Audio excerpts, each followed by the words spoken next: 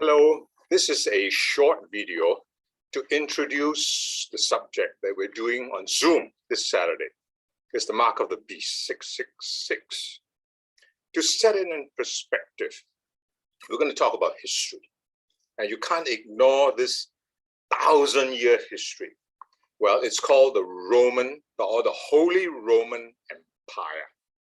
All right, now, the background. It started in 800 AD, and here's a picture of Charlemagne, and he was made emperor of this great big Holy Roman Empire. Now you'll see in his hand, he holds the church in one hand. You see the cross, but in the other hand, he holds the sword of state. So here was unity in this period of time of church and state. Now, the question is, was it for good or was it for evil over this long period of time? Now, you'll see that he was crowned by the Pope himself in 800 AD. Okay, and the emblem of the Holy Roman Empire, you can see there a two-headed bird, representing the Western or Byzantine Roman Empire and the Western Roman Empire. And many feathers, many states, many flags. But in the middle is Christ, is Calvary, Christ crucified. Was it for good, this whole thing, this Holy Roman Empire, or was it for evil? Now, there was something that over this time period, this 1,000-year period, okay, started in 880 and ended in 1806. Okay, now look at this. In something called the 30-Year War, we read this. The war began when the newly elected Holy Roman Emperor Ferdinand II tried to impose religious uniformity on his domains, forcing Roman Catholicism on its people. Ferdinand II, his rule coincided with the 30 Years' War, and his aim as a zealous Catholic was to restore Catholicism as the only religion in the empire and suppress Protestantism. And you know, Protestantism started with Martin Luther in 1517. So there's a picture on the right of the persecution. Protestants were just thrown off the high walls to die. So the question is this power, right, of church and state, the Holy Roman Empire, was it Christ-centered or anti-Christ-centered? Okay. Now let's take a look further at the history. So the emperor, in that picture, in that drawing up there, right in the middle, it's the emperor who extends his hand to support the church. Right? The picture of the church or the Pope is on the right. The emperor on the left extends his hand to support, well, that I suppose is the shepherd's rod of the church. Two hands supporting the church. So in this Holy Roman Empire, the church, through the Pope, has supreme power because they held the salvation of the people, including the king and queens, in their hands. So the emperor would do the bidding of the church. So with one hand, you will see Charlemagne in that drawing, holding or supporting the church, the cross, and with the other, the sword of state, he would enforce the dictates of that church, of the Roman church. Now, persecutions, about millions were slaughtered. The Huguenots, the Waldenses, the Mennonites, and Protestants. And they fled by the hundreds of thousands. They sailed from Europe to the Americas, where they started. And because of that, the United States of America was formed. And in fact, George Washington became the first president in 1789, right? Now, the picture on the right, the Holy Roman Empire, the deeds were atrocious. And the best example is in France. 2% of the population, which represented the nobility and the clergy, the church, they exploited the people. The country was going bankrupt. The people were hungry. There was not enough bread, and the people revolted. They killed King Louis, Marie Antoinette. They guillotined them. They ransacked the church, burned Bibles, burned the churches. And Napoleon took the side of the people and sent his general, Berthier, who took the Pope of that time captive, and the Pope died in prison. So this is called the deadly wound. Now, initially, for thousands of years, church and state were united. And the sword of state did the bidding of the church. But here, in this event, the deadly wound, in 1789, Berthier, representing the sword of state, wounded the church, and that unity was completely broken. So it was called the deadly wound. And this was called the deadly wound in Revelations 13, okay, in vision, which John saw. So in the middle is that standard of the Roman Empire, which ended in 476 AD. And then there were movements, right?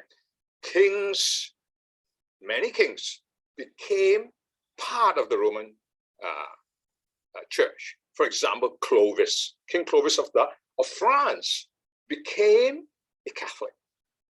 And so did Justinian, who, when he was emperor, then became a theologian, and later, because he supported the church so much, he became a saint. All right, so after 476 AD, a lot of things happened. And then the Holy Roman Empire started in 800 AD and ended on the 6th of August, 1806, a few years after the deadly wound. All right, now, I believe that although they claim to be Christ-centered, that Calvary, that picture in their emblem represented the false Christ, because no religion can be a true religion which is enforced by the power of state. All right, now on the right is what we call the New World Order, the expected New World Order. Okay, now the New World Order will have and claim to have Christ-centeredness, but the Bible says it will enforce a mark without which you cannot buy and sell. And later, it will be so enforced that there will be a death decree. So it's a false mark. And I would call it a false seal of God, because at that time, God seals a people, his faithful, and they reject 666. So at the time of the end, it's God's seal versus 666, a great big battle. Now, God draws our attention to these events, to the Holy Roman Empire. Let me explain. Daniel was shown two visions. The first vision given to Daniel was a sequence of empires, starting with Babylon. 1, 2, 3, 4, and you can see it there. Babylon, followed by Medo-Persia, followed by Greece, followed by Rome. And Rome, as we've just discussed, ended in 476 AD. And then again in another vision, God showed Daniel not now metal men or a metal man image, but animals in the same sequence. God showed Daniel lion, representing the first kingdom, a bear, a leopard, and then the horrible fourth beast. Now, the question is it only one prophet who saw this? No. In the book of Revelation, John is again shown this vision. But this time, John looks at it from his point of view. Now, John lived in the time of Rome. And let's read Revelation 13:2. And the vision was, the beast, which I saw was like unto a leopard. Now, the leopard is number 3, right? In Daniel's vision. And his feet were as the feet of a bear. Bear is number 2 in Daniel's vision. And his mouth is the mouth of a lion. That's number 1 in Daniel's vision. So what happened was John in vision saw it in the same sequence, but backwards in time, whilst Daniel saw it going forward into the future. So nonetheless, 2 prophets saw the same sequence and confirms that the fourth beast is Rome. Now, it ended in 476 AD. So the question is, what happened after 476 AD? So in my chart, I've got 5 or number 5 plus, plus, plus. Now, many things happened. Like I said, Clovis became a Catholic in 508 AD. And then Justinian became a theologian in 538 AD. All right, so many things happened to strengthen the Roman Church of that time. Now, something that we talked about, the French Revolution. Things got so bad that there was a split, a wounding of the church by the sword of state. Now, the big question is, after the deadly wound, which is 1798, so we move into our frame of time now. Will that deadly wound heal? What does prophecy after the deadly wound tell us? Now, let's read Revelation 13, because Revelation 13 talks about the healing of that deadly wound in the future. In the future of 1798, which moves into our time frame. Now, let's read. And I saw, let's move, one of his heads as it were wounded to death, and his deadly wound was healed. And all the world wondered after the beast. So we're seeing the healing. Verse 12, and he, now this he represents a state, a nation, joins with the healed church, all right? And this state exercises all the power of the first beast, right? Which is the beast that sustained the deadly wound and healed. The first beast before him, and causes the earth and them which dwell therein to worship the first beast, whose deadly wound was healed. So, a state, and in Revelation, it calls it the land beast or an earth beast. Okay, now verse 14.